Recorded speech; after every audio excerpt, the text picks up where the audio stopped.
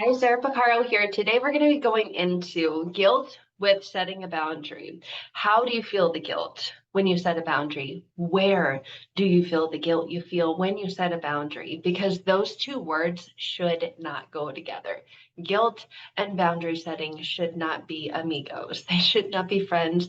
They should not go together because boundaries are intended to strengthen you, to empower you, to help you create healthy relationships, beginning with that relationship you have with yourself, to have that healthy relationship with yourself, to know that you cannot have a healthy relationship with yourself without that boundary, because without that boundary, you are allowing other people to just come in and trample all over you. There's no safe space. There's no, this is okay and that isn't. This is what I will tolerate and allow, and this is what I won't. There's no clear defined definition. So that person has no idea because you teach people how to treat you.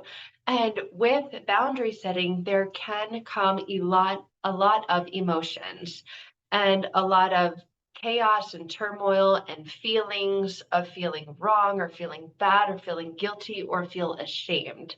So I recently asked on my Facebook page, I'm going to bring that up really quick for me, not for you guys, but the question was, how would you describe the guilt you feel when setting a boundary? And I want to share, there were tons and tons of comments, and I want to see if you feel like this as well, and let you know that if you feel these things that we're going to share when it comes to setting a boundary, those feelings are coming from inner wounds, from unhealed inner wounds, are coming from unconscious beliefs that you have about yourself in the realm of your world and your context with the relationship that you have with other people.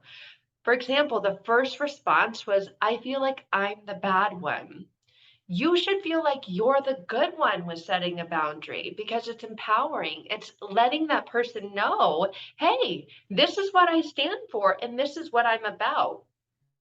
If you don't like it, there's the door. Get out. You should not feel like you're the bad one for setting a boundary. So we're going to go into the answers that were provided. And I want to know if you feel like these as well. Because if you do, that is a number one a sign that you've got inner unhealed wounds that you're still just stewing in, that need healing, that need your attention.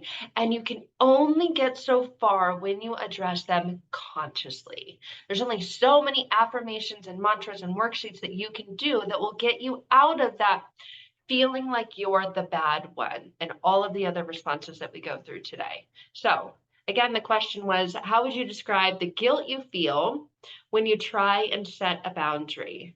And like I already shared, the first response was, like, I'm the bad one.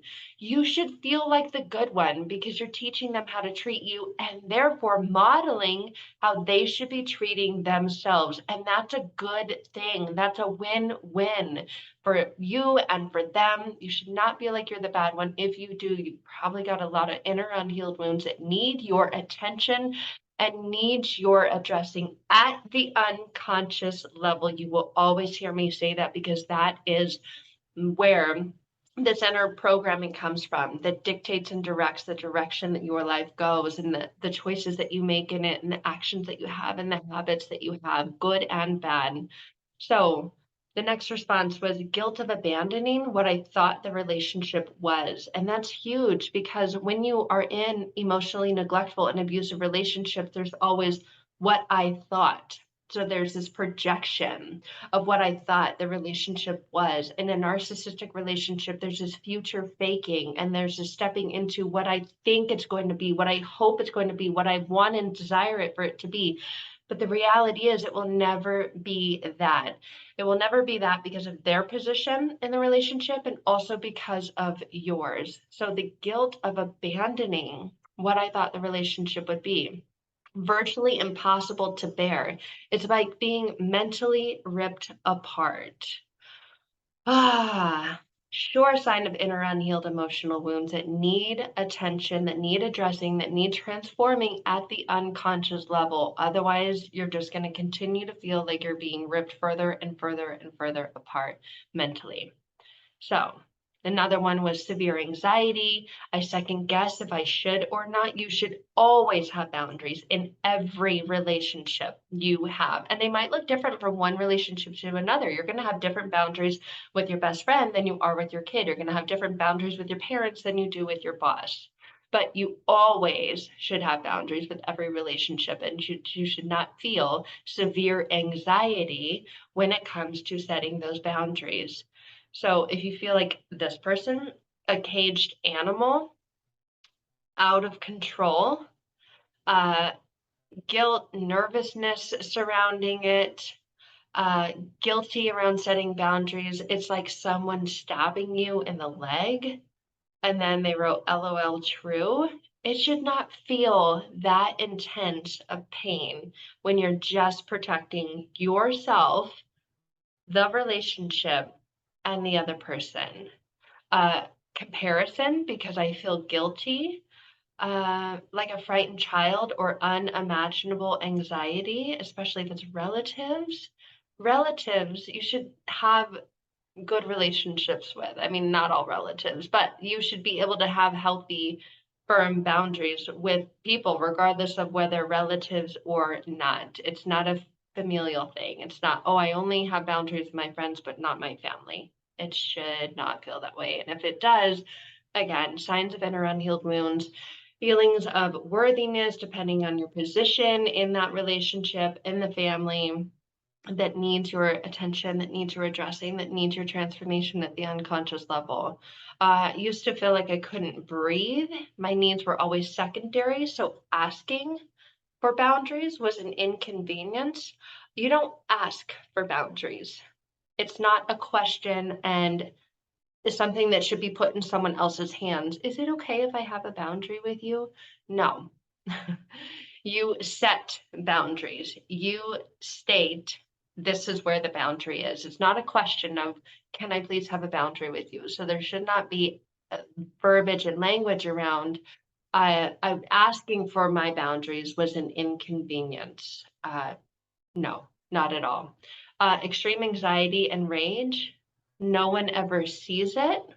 Well, no one will see the boundary. It's not like a physicalness that you don't walk around like carrying this wall around you and say, this is my boundary. It's something that needs to be communicated. And in order for it to be communicated effectively and efficiently, you need to believe internally and unconsciously that you are worthy and deserving of establishing that boundary and implementing the consequences that you say will be there if that boundary is crossed. Not just saying, if you talk to me this way, then I will block you, and then continuing to have conversation with them, because of course then there's no boundary if there's no follow-up and no consequence. You feel like you're abandoning them. Well, that comes from feeling like you're abandoning yourself. If you feel like you're abandoning them by establishing a boundary, because you can only have a healthy relationship where boundaries are. Without boundaries, hello toxicity and hello confusion and hello chaos. So that leads to feeling of abandonment.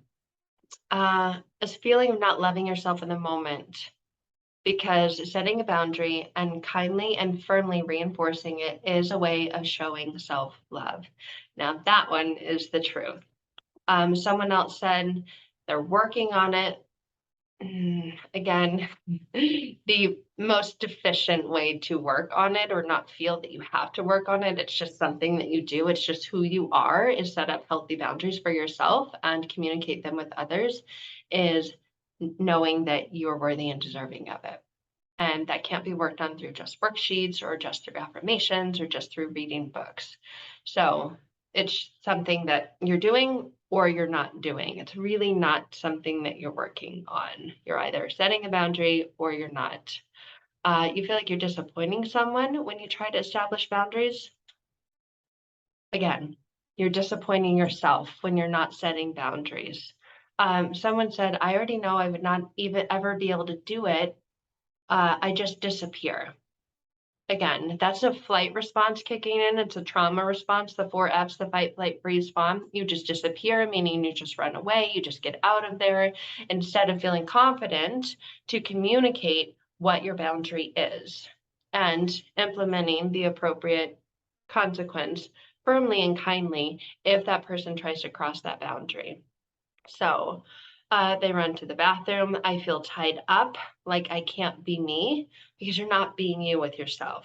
Because you think and feel one way inside, which is anger, resentment, rejection, betrayal. And you're trying to portray that you're not feeling that way and you're not feeling confident. You're not feeling self-worth. You're not trusting yourself. So yes, naturally you'll feel one way inside, but try and portray, I call that the F me, the archetype of the emotionally neglected and abused, where you're fake and you're telling someone, no, it's okay. And inside you're dying. You feel like you're being selfish, painful, disappointing others to satisfy my own needs. Again, selfish and guilty. You should not feel selfish and guilty when you're setting boundaries. But again, that all comes from the inner unconscious work. And when you do that, everything else about all your relationships and about setting boundaries completely transforms. Guilt, I feel like I'm asking too much. Intense, I get panicky. I try to hold back tears. Any intense emotion I have makes me tear up. My stomach churns. I feel like I'm going to vomit when I set boundaries.